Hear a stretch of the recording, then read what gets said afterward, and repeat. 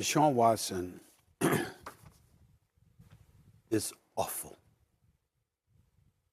It's so awful that if somebody wanted to arrest him for being awful, I would accept it. It's that bad.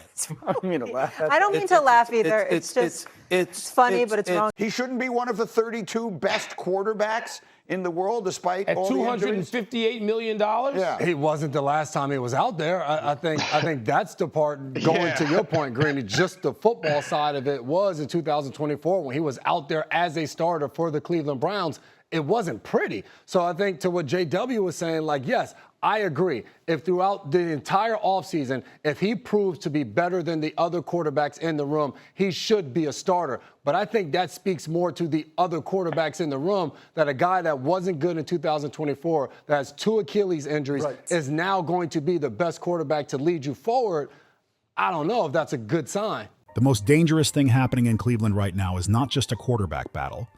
It is not just Deshaun Watson trying to prove he still has something left. It is not just Shadur Sanders sitting there waiting for his real chance. The real danger is that Stephen A. Smith just said the quiet part loud enough for the whole league to hear, and now the Browns cannot hide behind soft camp language anymore, because this is bigger than one practice report, one depth chart, or one carefully worded Todd Monkin press conference. Cleveland is standing in the middle of a brutal football problem, and everybody can see it. The Browns still have Deshaun Watson's massive shadow hanging over the building, but they also have Shedeur Sanders sitting on the bench with the kind of buzz, confidence, and natural attention that this franchise has not had at quarterback in years. That is why Stephen A. stepping into this conversation matters so much. He is not just yelling for television. He is framing the story in the way the national audience already wants to understand it. Why are the Browns still acting like Watson is the safest option when the last few years have been full of injuries, missed time, rusty football, and endless questions?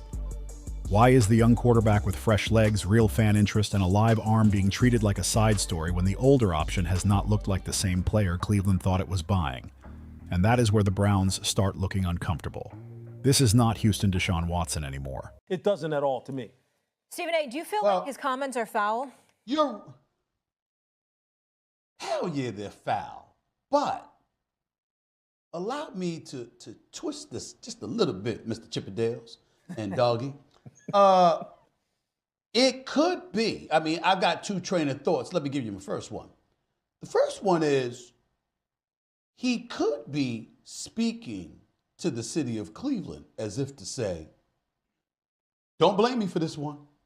That is the man that gave Deshaun Watson guaranteed $230 million, which right now is going down as arguably the worst trade in NFL history. I mean, the Herschel Walkers of the world with Dallas years ago, and all of the Jimmy Johnson and Jerry Jones shipping them to Minnesota for all assets they got. You know, we got a couple of things that's up there. This is up there.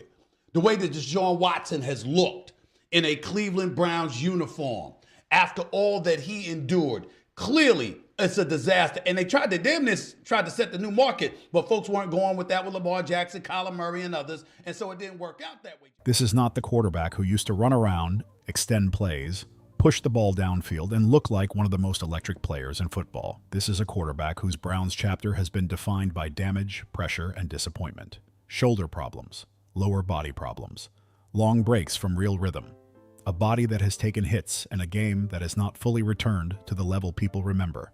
That does not mean Watson cannot still play. Nobody has to pretend the man forgot football overnight. But the Browns are not dealing with a normal veteran comeback story. They are dealing with a quarterback whose name, contract, and history all make the decision heavier than it should be. Every throw becomes a referendum. Every bad practice clip becomes a warning sign. Every stiff movement, every slow read, every missed chance gives fans the same thought. Why is Shadur still waiting? That is the exact pressure Stephen A. Smith just poured gasoline on. Not by saying the Browns are sabotaging Shadur. That angle is too easy. The smarter angle is worse. Stephen A. is basically exposing that Cleveland may still be trapped by the Deshaun Watson investment. They paid for one version of Watson, but now they may be trying to force themselves to believe that version is still coming back. And while they wait, Shedeur Sanders becomes the uncomfortable mirror sitting right behind him, because Shedeur changes the whole conversation. He is not some invisible 5th-round rookie nobody cares about.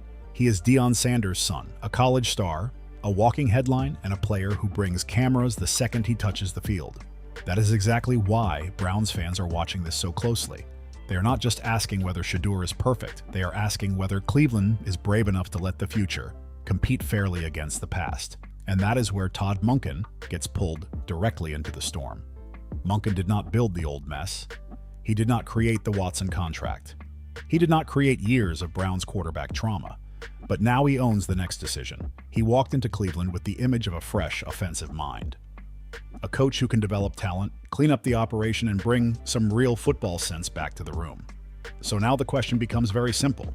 Is Monkin here to protect the old plan, or is he here to build the new one? That is why Stephen A. Smith's comments hit so hard. They turn this from a quiet coaching decision into a public test of honesty. If Watson looks sharp, healthy, and clearly ahead, then fine, let the field decide. But if Watson looks rusty, limited, or like a quarterback still fighting his own body, the Browns cannot just keep pointing to experience and contract money like fans are blind. That old trick will not work this time. Because Shedeur's presence changes the math. The second he takes meaningful reps and looks even a little more alive, the pressure explodes. If his release looks quicker, fans will notice. If the offense has more energy around him, fans will notice. If teammates respond to him, fans will notice. And if Watson struggles while Shedeur waits, Stephen A. Smith and every national show in America will turn Cleveland into a daily courtroom. That is the nightmare for the Browns. They may want this to be a slow, quiet, controlled quarterback competition, but there is nothing quiet about Shedeur Sanders. There's no way that Andrew Berry, in Todd Monkin's first year as a head coach, would want to have a more popular quarterback be the backup to Deshaun Watson. Well, because Shedeur Sanders, by the way that the fans view it, right? If we went Family Feud style and went out right out there on the street and asked 100 Cleveland fans, like Steve Harvey, I asked 100 Cleveland fans who they would want to start week 1. Survey says 90% of them would say Shedeur Sanders. What about it, Daryl? Like the moment that Watson... Not who you think is going to be the starter, but who you want. I think everyone would say Shedeur. For sure. He's 24 years old versus a guy that's 30 and hasn't been good since he was 24. Who's saying they want Deshaun Watson to be the starter unless you're either employed by Deshaun Watson or employed by the Cleveland Browns? I don't think there's anybody in Cleveland that is sitting saying, "Oh, Deshaun's got to be the star." Oh, I take that back. There are because we've taken the calls. There is nothing quiet about Deshaun Watson's history. There is nothing quiet about a $230 million decision still hanging over a franchise desperate to stop looking confused. And there is definitely nothing quiet once Stephen A. Smith starts telling the country that Cleveland's problem is not just talent, but denial. So now the Browns have a choice, and it is getting louder by the day. They can keep acting like this is a normal veteran versus rookie situation, or they can admit what everybody else already sees. Watson is not just competing with Shedeur. Watson is competing with his own injuries, his own past, his own contract, and the version of himself Browns fans have been waiting years to see again. That is why this story is dangerous. Because if Watson does not look right, the conversation will not be patient. It will not be polite. It will not stay local. Stephen A. Smith has already opened the door, and once that national spotlight hits Cleveland, every decision becomes bigger. Every excuse sounds weaker. And every Shedeur Sanders sideline shot starts looking like evidence. And that is the real scandal. The Browns may not be trying to bury Shedeur. They may be trying to save themselves from admitting the Watson era has already slipped away. But in the NFL, the truth always finds the field. And if Shedeur Sanders gets that real shot and looks like the cleaner, younger, hungrier answer, Cleveland will have no place left to hide. The part Cleveland does not want to say too loudly is this. Deshaun Watson is not just fighting Shedeur Sanders. He is fighting his own body, his own timeline, and the version of himself that people keep pretending is still waiting around the corner. That is why this whole Browns quarterback situation feels so dangerous. If this was still the old Watson from Houston, the conversation would be different. Back then, he had burst. He had rhythm. He had that backyard confidence where broken plays turned into big plays and defenses never felt comfortable. He could escape pressure, reset his feet, and punish teams for losing contain. That version of Watson was not just a quarterback. He was a weekly problem. But Cleveland has not really seen that version for long enough to build an entire season around it with full confidence. That is the uncomfortable part. Since coming to the Browns, Watson's story has been full of stops, starts, injuries, resets, and questions that never fully go away. And when a quarterback's best argument is based more on memory than recent proof, that is when the room starts getting tight. The shoulder injury was the big one. A throwing shoulder is not just another body part for a quarterback. That is the engine. That is the money. That is the thing that controls velocity, timing, touch, confidence, and every single throw outside the numbers. When Watson suffered that serious right shoulder issue and needed surgery, that changed the way people had to look at him. You cannot just wave that away with a few positive rehab clips and a clean practice jersey. Then you add the lower body problems, the ankle issues, the wear and tear, the hits, the time missed, the constant need to ask whether he is moving the same way, driving the ball the same way, protecting himself the same way, and trusting his body the same way. That stuff matters. Quarterback is not only about arm talent, it is about comfort. It is about reaction speed. It is about feeling pressure before it arrives. And when a quarterback has been through that much physically, every rep becomes a test. That is where Stephen A. Smith's angle becomes so sharp. He is not just saying play Shedeur because Shedeur is popular. That would be too simple. The real question is colder than that. Why would the Browns keep acting like Watson is automatically the stable answer when his last few years have been anything but stable? Why would they make Shedeur Sanders prove every inch of his value while Watson gets protected by reputation, contract money, and what he used to be? That is the part fans can smell from a mile away. Browns fans have seen enough quarterback chaos to know when something does not feel right. They have watched this franchise talk itself into plans before. It's been fair when I've got Deshaun Watson 2 Wednesdays ago telling me that he never doubted that he'd be the starting quarterback, and he bases that off of internal conversations that he had. Like, excuse me, Deshaun, what kind of internal conversations have you had? Because publicly, we're told that this is a fair and honest competition, and maybe Sanders could be the starter. He didn't say he was promised anything. He just said that from what he thought he was going to get a shot at it, which, by the way, he's getting a shot at it. He has to earn it. Okay, just because I think Deshaun's ultimately going to win the competition doesn't mean that's what's going to happen. That's my opinion. That's just my take and my read on this situation. What I believe is going to happen for Shedeur. Like all these crazy Shedeur fans that have driven us crazy for a couple of months. I will be honest, because some of these people are so crazy. Have you not witnessed practices where he is first in line to get the first 11 on 11 reps? Okay, he has been, that's great. And by the way, that's not the only series that he. But Kenny Pickett was last year too. Kenny Pickett was first in line last year, and he was voted off this island. But I'm just saying, the organization has tried to set him up for success with the supporting cast. They have swapped out the coaching staff. Listen, it's on him to know Todd Monkin's playbook. Right. It's not on anyone. I'm not disputing It's not your responsibility. It's not my responsibility. It's not Deion Sanders' responsibility or his brothers or anyone that covers the team's response. It's on him. They have heard the confident press conferences. They have heard the process lines. They have watched the team sell hope like it was a finished product. So when they see Watson still being treated like the center of gravity while Shedeur waits, they are not just being emotional. They are reading the room. Because Shedeur is not carrying that same physical baggage. He is young. He is fresh. He has not been through years of NFL hits, surgeries, and rehab cycles. He still has that natural hunger of a quarterback trying to take everything, not protect something he already had. That matters in a camp battle. That matters in a locker room. That matters when a new coach like Todd Monkin is trying to build an offense that actually moves with energy. And this is where the Browns put themselves in a brutal spot. If Watson looks even slightly off, the comparison becomes impossible to dodge. If the ball comes out late, people will ask about the shoulder. If he does not escape like he used to, people will ask about the legs. If he hesitates under pressure, people will ask whether the old confidence is really back. And every time those questions hit, the camera will find Shadur Sanders standing there with his helmet on, waiting for the door to open. That is not fair to Watson in one sense, because every veteran coming off injury deserves a chance to get right. But the NFL is not built on charity. It is built on production. It is built on who can help you win now and who can carry the building forward. And Cleveland cannot afford another season of pretending the quarterback room is fine just because the money says it has to be fine. That is what Stephen A. Smith is really exposing.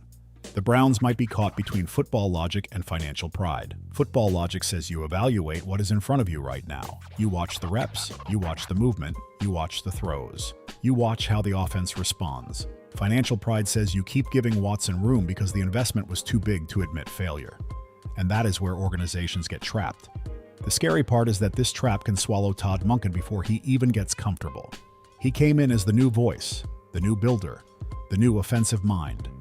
But if he lets the Browns' old Watson problem define his first season, then the fresh start becomes fake fast. Fans will not care that he inherited the situation. They will only care whether he had the courage to fix it, and Shedeur makes that courage harder to avoid. He is not just some quiet developmental piece hidden in the back of the quarterback room. He brings headlines. He brings debate. He brings fans who will watch every rep, every clip, every practice report, every sideline reaction.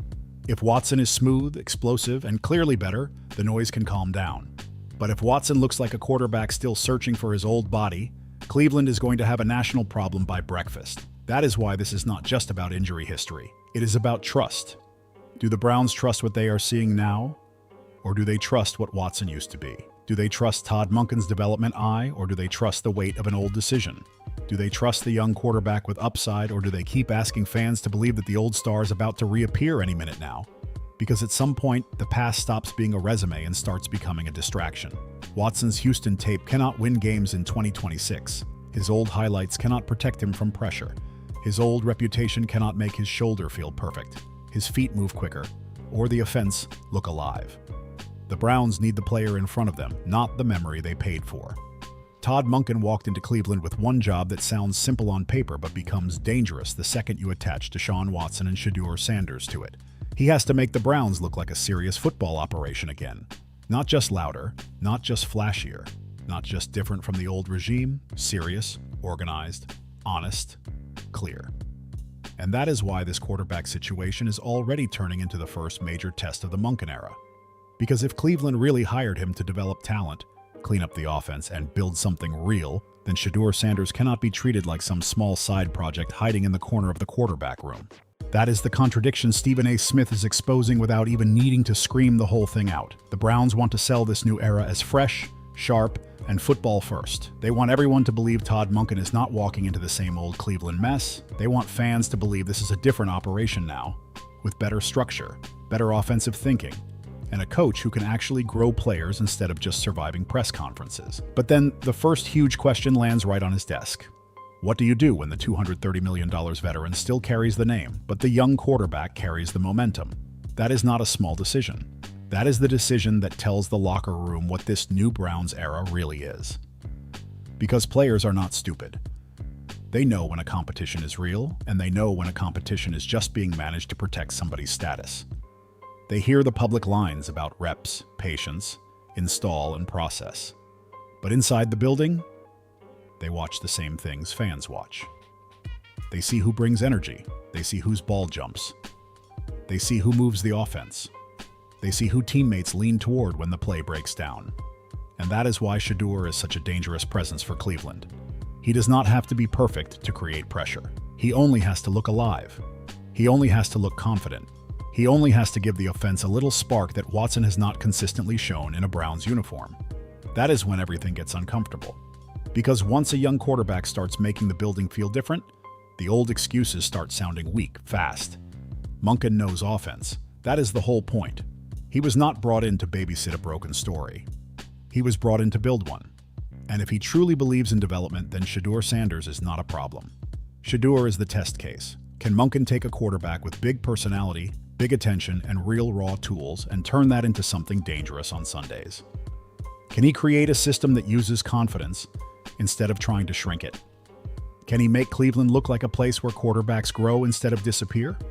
That is where the Watson situation becomes more than awkward. It becomes a roadblock. Because Watson is not just another veteran in the room. He is a massive investment, a headline, and a reminder of a decision the Browns still have not fully escaped. Every time Monkin talks about competition, that contract is sitting there in the background. Every time he talks about development, fans are looking at Shedeur. Every time he talks about winning now, people are asking if Watson's body and recent play still match that plan. And this is exactly why Stephen A. Smith's criticism hits harder than the normal TV debate noise. He is not only saying Cleveland should play the popular rookie. He is forcing a bigger question. What is the identity of this team now? Are the Browns trying to build forward with fresh talent? Or are they trying to squeeze one last proof of concept season out of a quarterback plan that has already cost them years of drama? That is the pressure on Monkin. He can say all the right things. He can talk about earning reps, learning the system, protecting the football, and building trust. That is normal coach talk. But fans are not going to judge this by words. They are going to judge it by who gets real chances. Not fake chances, not 3 snaps behind backups with the pocket collapsing. Real chances, starter-level reps, real play calls, real rhythm. real protection, real opportunity. Because if Shedeur is only allowed to compete in the most limited way possible, people will call it out. They will not need a conspiracy board. They will not need some wild theory. They will simply say what they see. Watson gets patience. Shedeur gets pressure. Watson gets excuses. Shedeur gets evaluation. Watson gets the benefit of the doubt. Shedeur has to fight through the doubt before the ball is even snapped. That is how you lose the fan base quickly, and Cleveland cannot afford that. Not again. Browns fans have watched too many quarterback resets, too many new beginnings, too many empty slogans, and too many expensive mistakes. They do not want another coach who comes in talking about accountability while the biggest decision in the building gets handled like a political problem. They want football honesty. They want the best player to rise. They want Monkin to prove this is not the same old Browns wearing a new headset. And Shedeur makes that demand louder because he represents something Cleveland has been missing: fresh belief. Not guaranteed greatness, not a finished product, belief. A reason to watch preseason snaps like they matter. A reason for fans to argue about upside instead of damage control. A reason for national media to look at Cleveland for something other than dysfunction. That is valuable, and pretending it is not valuable would be foolish. But value also creates pressure. If Monkin gives Shedeur a fair shot and he flashes, the Watson conversation gets brutal. If Monkin holds Shedeur back and Watson struggles, the Monkin conversation gets brutal. That is the trap. He cannot hide from it. He cannot talk his way around it. He has to coach his way through it. That is why this third piece of the story may be the most important. Watson's injuries created doubt. Stephen A. Smith turned that doubt into national noise. But Todd Monkin is the man who has to decide what the Browns actually do with it. And the answer will tell everybody whether Cleveland finally hired a coach brave enough to develop the future or just another coach forced to protect the past. Because development is not a slogan. It is not a press conference word. It is not something you say when the cameras are on and forget when the depth chart gets uncomfortable. Development means giving real talent real chances before the building gets scared. It means not letting money make football decisions. It means not letting an old mistake block a young opportunity. And right now, Shedeur Sanders is standing right in the middle of that test. If Monkin is truly different, this is where he proves it. If the Browns are truly serious, this is where they show it. And if Watson is truly still the guy, then he should have no problem winning the job on the field with Shedeur breathing down his neck. The ugliest part of this Browns quarterback story is not even the depth chart. It is the money sitting behind the depth chart, staring everybody in the face like a giant warning sign. Because once you bring Deshaun Watson into the conversation, you cannot separate the player from the contract. You just cannot. That deal changed everything in Cleveland. It changed expectations. It changed pressure. It changed how every decision looked from the outside. And now, with Shedeur Sanders sitting in the same quarterback room, that contract is starting to look less like protection and more like a trap. This is where Stephen A. Smith's criticism becomes so powerful. He does not even have to say the Browns are scared. The situation says it for him. Cleveland invested too much into Watson to treat him like just another quarterback fighting for a job. They paid for a franchise savior. They paid for a star. They paid for the idea that Watson would walk into that building and finally end the quarterback curse that has haunted this franchise for years. But what happens when the player on the field does not match the price tag anymore? That is the question nobody in Cleveland wants to answer out loud. Because football logic is simple. You play the quarterback who gives the team the best chance to win. You watch the reps. You watch the timing. You watch the decision-making. You watch who moves the offense, who commands the huddle, who protects the ball, and who makes the players around him believe. That is football. That is competition. That is what fans are always told training camp is supposed to be. But financial pride is different. Financial pride makes people slow to admit mistakes. Financial pride makes teams give extra chances to expensive players while young players have to fight for scraps. Financial pride turns a simple football decision into an organizational ego test. And right now, that is exactly why the Browns look stuck. Watson does not just walk into this battle as Deshaun Watson, the quarterback. He walks in as Deshaun Watson, the investment. Deshaun Watson, the contract. Deshaun Watson, the decision ownership still has to live with. Every snap he takes carries that weight. Every bad throw makes the deal louder. Every missed read makes the mistake feel bigger. Every injury question brings the same uncomfortable thought back into the room. Are the Browns still trying to win games? Or are they still trying to prove they were right? That is why Shedeur Sanders makes this so explosive. If the Browns only had Watson and a boring backup behind him, maybe the national pressure would stay manageable. Maybe the team could control the story with the usual lines about patience, recovery, veteran rhythm, and long-term confidence. But Shedeur is not a boring backup. He is a magnet. He brings attention, debate, camera shots, and a fan base that already believes Cleveland may be sitting on something real. And the moment Shedeur looks even a little more exciting, the Watson contract becomes impossible to ignore. Fans will not just say, play the young guy. They will say, stop protecting the money. That is the difference. That is the part that cuts deep. Because once the public believes a team is choosing salary over performance, trust breaks fast. Todd Monkin is stuck right in the middle of that. He came in as the fresh coach, the new voice, the man who is supposed to make the offense look modern and dangerous again. But how fresh can the new era really be if the biggest decision is still being controlled by an old investment? How new can the Browns really be if Shedeur has to beat Watson, the contract, the front office ego, and the fear of embarrassment all at the same time? That is not a normal competition.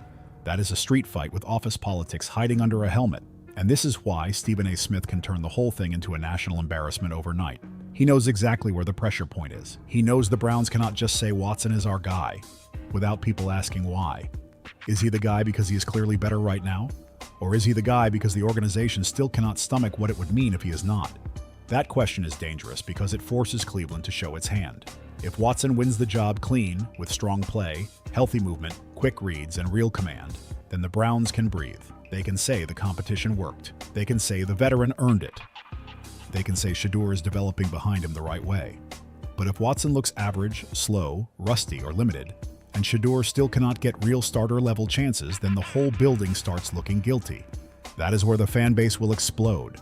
Browns fans are not asking for fantasy football. They are asking for common sense. They have watched this franchise make too many emotional decisions, too many expensive decisions, and too many decisions that felt disconnected from what was happening on the field. So now they are watching closely. They want to see whether Monkin is actually in control, or whether the Watson contract is still driving the bus. And let's be honest, this is exactly the kind of story that national media loves. A massive contract, a damaged veteran trying to prove he is still the star, a young quarterback with a famous last name waiting behind him, a new head coach trying to build credibility, an ownership group that does not want to look foolish. That is not just a QB battle. That is a full-blown drama machine. The Browns can try to dress it up however they want. They can call it evaluation. They can call it patience. They can call it development. They can call it competition. But fans are going to judge the reps, not the words. If Shedeur is truly behind, show it through fair competition. If Watson is truly ahead, prove it with performance. But do not ask people to ignore what their eyes are telling them just because the contract says the decision should already be made. That is where Cleveland has burned itself before. The Browns have spent years trying to talk their way out of problems that only football can solve. They have sold hope. They have sold resets. They have sold new eras. But this one cannot be solved with messaging. This one has to be solved on the field, because the $230 million shadow is not going away. It will follow every Watson snap. It will follow every Shedeur sideline shot. It will follow every Monkin answer at the podium. And the more Cleveland avoids the obvious comparison, the bigger the story becomes. That is the brutal truth Stephen A. Smith is putting right in front of the camera. The Browns may not be choosing between Watson and Shedeur only. They may be choosing between honesty and pride, between football sense and financial fear, between the future they can build and the mistake they are still trying to defend. The most uncomfortable question in Cleveland right now is not whether Shadur Sanders is ready. The most uncomfortable question is whether the Browns are ready for what happens if he looks ready. Because that is the part nobody in the building can fully control. Coaches can control the reps. They can control the depth chart. They can control the press conference language. They can say development, process, competition, and earning it as many times as they want. But the second Shadur Sanders gets real starter-level work and looks sharp, the whole Deshaun Watson conversation changes instantly. That is why this situation feels so tense. It is not just about protecting a rookie from pressure. That is the safe explanation. That is the line teams love to use when they do not want to say too much. They say they are bringing him along slowly. They say they do not want to rush him. They say the NFL is different. They say he has to learn the system. And some of that can be true. But in Cleveland, fans are not hearing it that cleanly. Not with Watson's injuries in the background. Not with the massive contract still hanging over the franchise. Not with Todd Monkin being sold as the new offensive builder. Not with Stephen A. Smith already putting the Browns under a national microscope, and definitely not with Shedeur sitting there as the most interesting quarterback in the building. So the question becomes darker. What if the Browns are not only protecting Shedeur from the league? What if they are protecting Watson from the comparison? That is the kind of question that makes a franchise sweat because it hits the exact nerve fans already feel. If Shedeur gets real reps with the starters, he does not even need to dominate to create chaos. He just needs to look comfortable. He just needs to throw with timing.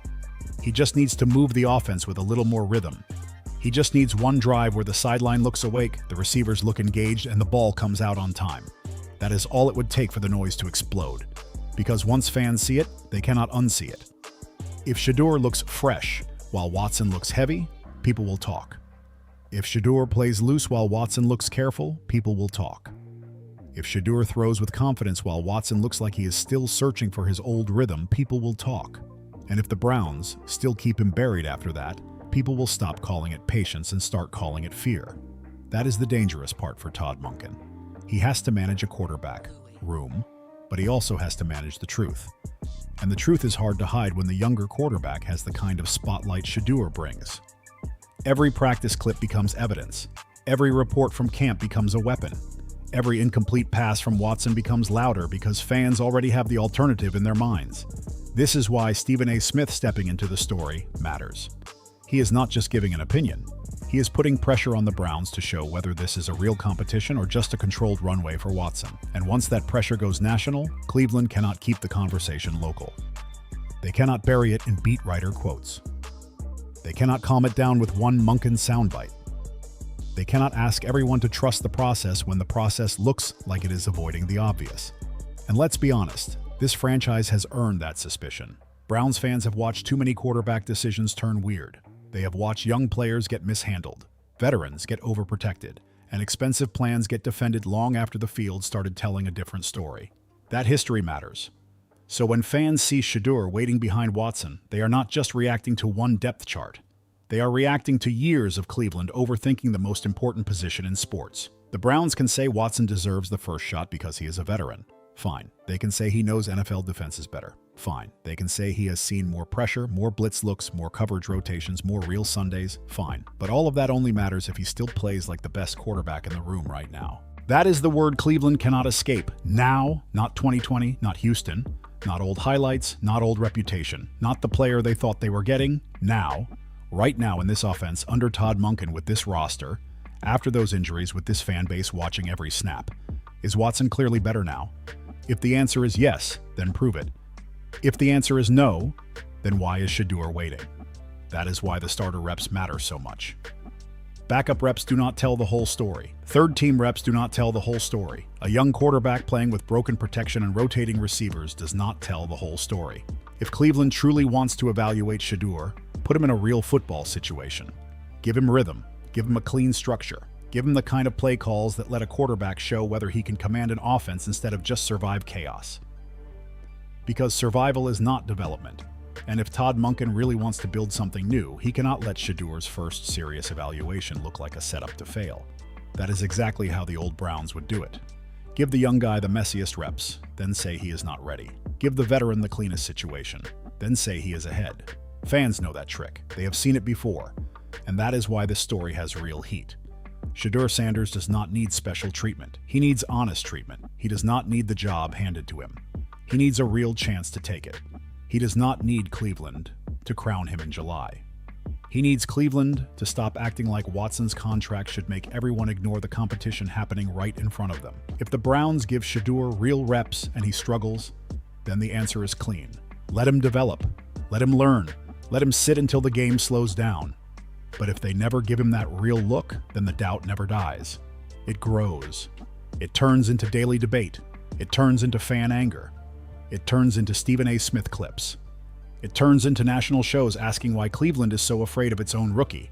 That is the nightmare scenario for the Browns, not Shedeur failing. Failure can be explained. The nightmare is Shedeur flashing. The nightmare is the young quarterback making the offense feel alive.